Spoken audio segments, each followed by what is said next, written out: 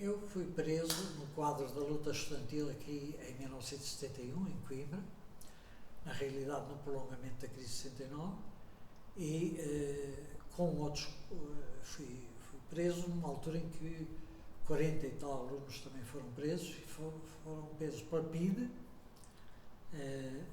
e enviados para Caxias. Eu pessoalmente fui imediatamente, antes mesmo de chegar a Caxias, fui preso na António Maria Cardoso, a sede da PIDE, em Lisboa, e foi imediatamente, iniciou-se imediatamente o período de tortura. Isto é, ao contrário de alguns que primeiro estiveram presos, depois foram torturados, depois voltaram à prisão, eu, logo que cheguei, fui aqui preso e fui enviado para a tortura. A tortura, basicamente, consistiu naquilo que se chama a tortura do sono. E depois tive um período de cerca de um dia de tortura de estado. A tortura do sono é não deixar a pessoa dormir. Pode parecer vulgar, e essa é uma das características da tortura, é que faz menos impressão na opinião pública. Mas é uma tortura de uma violência muito grande e que atinge aquilo que é essencial, que é o controle do cérebro. Digamos que para uma pessoa que está a resistir a uma tortura, tudo depende do controle do cérebro. Se a pessoa resiste através do seu cérebro, através da sua vontade.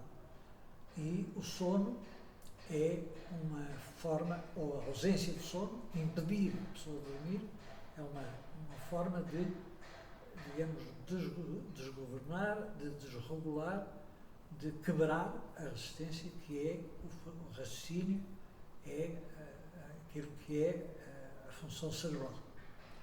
E isso foi muito utilizado, desde a Gestapo até antes disso, e depois a CIA, nos Estados Unidos, e a polícia PIDE utilizou aqui. Eu tive 4 dias, no small, de sono, e 24 horas aproximadamente de estado. O que era a estátua? Era estar em pé.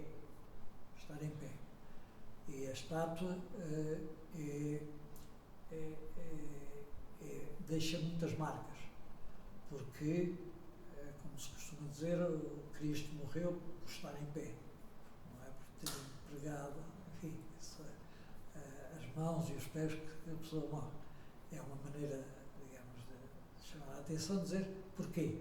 Porque eu sou médico e, talvez, não quero entrar em detalhes técnicos, mas os rins caem, como se fosse aquilo que é o ptose palpebral, e há uma insuficiência circulatória dos membros inferiores. Isto é, sem atividade, a bomba, que é o coração que faz com que a circulação funcione, aqui, se a pessoa está sempre de pé, vai criando uma insuficiência do retorno venoso, digamos assim, do sangue, e as pernas vão inchando e vai criando, portanto, sequelas para toda a vida. Havia uma coisa editada pelo Partido Comunista, que era: se fores preso, camarada, era uma pequena brochura em papel de Bíblia, como se usava na altura, para ocupar muito pouco espaço e até se poder comer, e que dava orientações para o que nós devíamos fazer em caso de sermos presos e sermos torturados. E uma das coisas que devíamos era procurar evitar, a todo custo, a tortura da estátua. Isto é, devíamos recusar a estar em pé.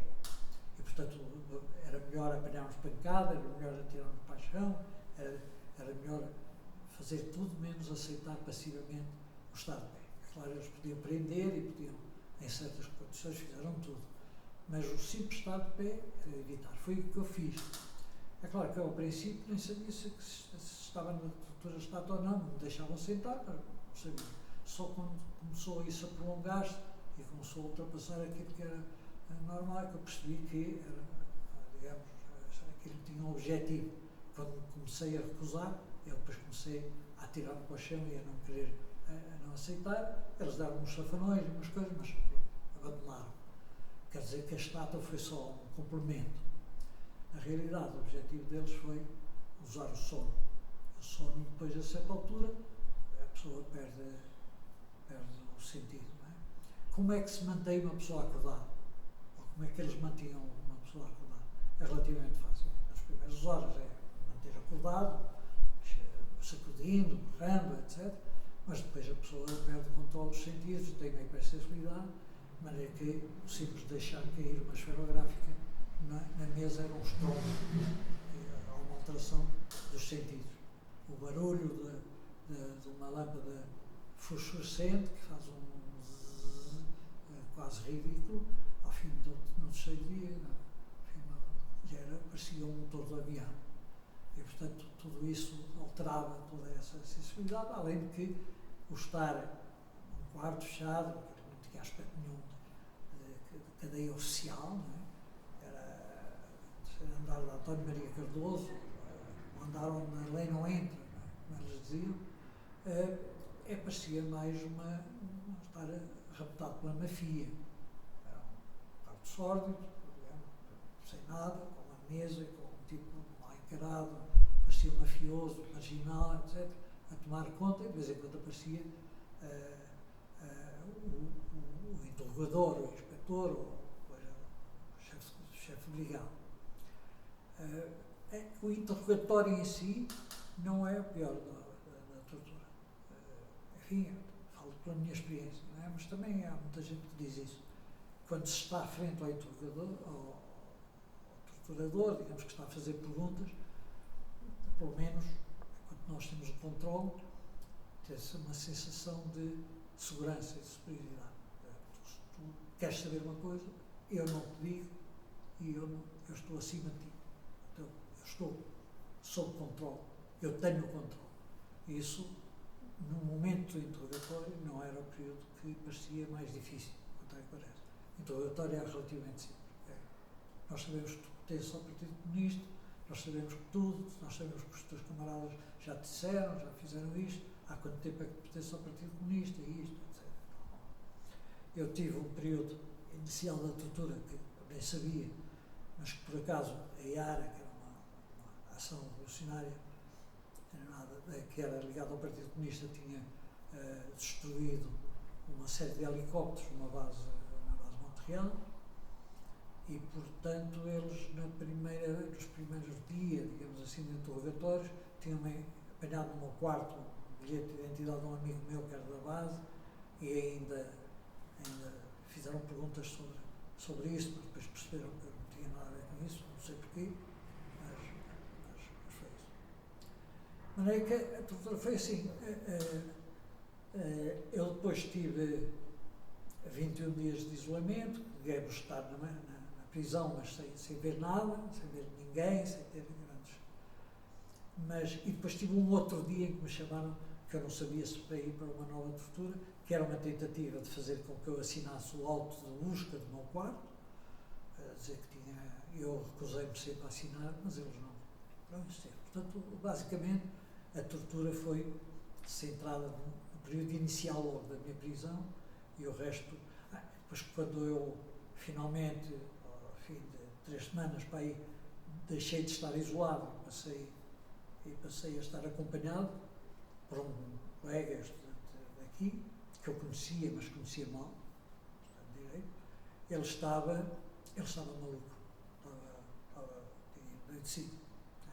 Ele dizia que eu não era tu não és Jorge Thiago, enfim, eu depois tive até medo que ele também me batesse, porque estávamos, enfim, numa situação muito difícil.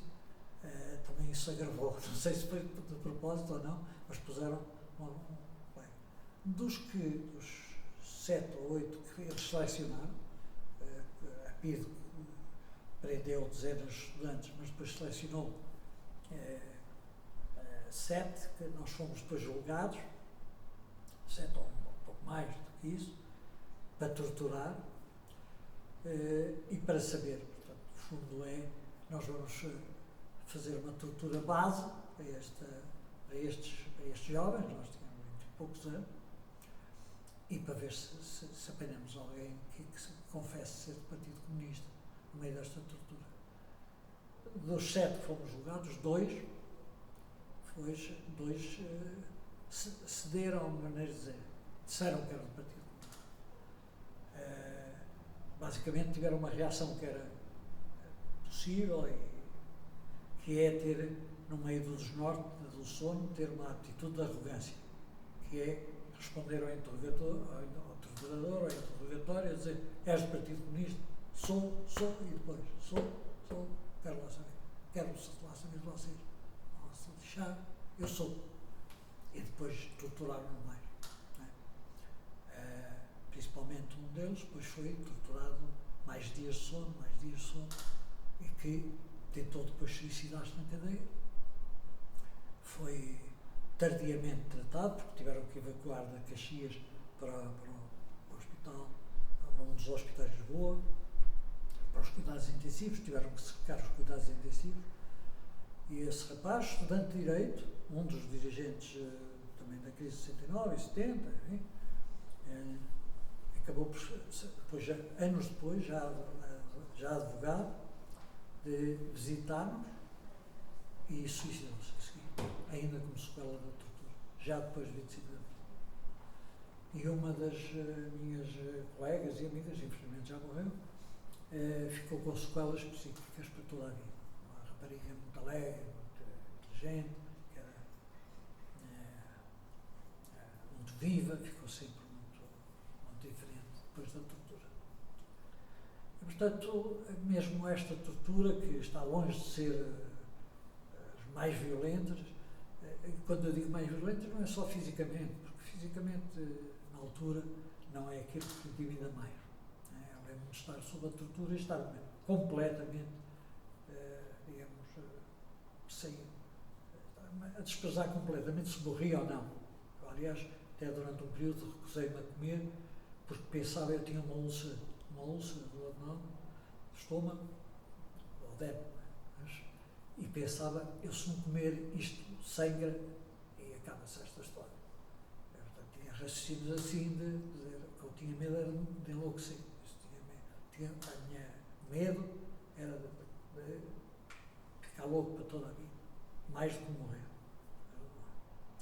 E, portanto, estes períodos são muito violentos, e marcam. A prova é essa: 7 jovens, que digamos que foram mais ou menos inicialmente sujeitos a coisas parecidas. 2 deles, um suicidou-se com sequela, e a outra ficou sempre afetada e menorizada para toda a vida.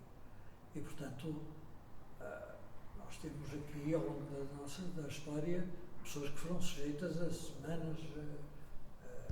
E depois há uma sensação, isso, para tornar só mais claro, é que quando se está nesta situação, está-se sozinho. Ou tem-se a sensação que se está sozinho. Ninguém o pode socorrer.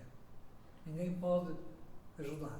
Claro que a gente sabe que tem a solidariedade dos que estão cá fora e os protestos que estão lá fora, mas tem a noção de dizer isto só é assim, não há ninguém que possa obrigar estes tipos a pararem isto mais 2 dias, mais 3 dias, mais 4 dias, mais 5 dias, e a diferença entre eles de ficar são ou ficar louco é mais 2 dias, 3 dias, 4 dias, e isso lá fora não tem importância nenhuma, e aqui pode ser a diferença entre ficar louco ou saudável.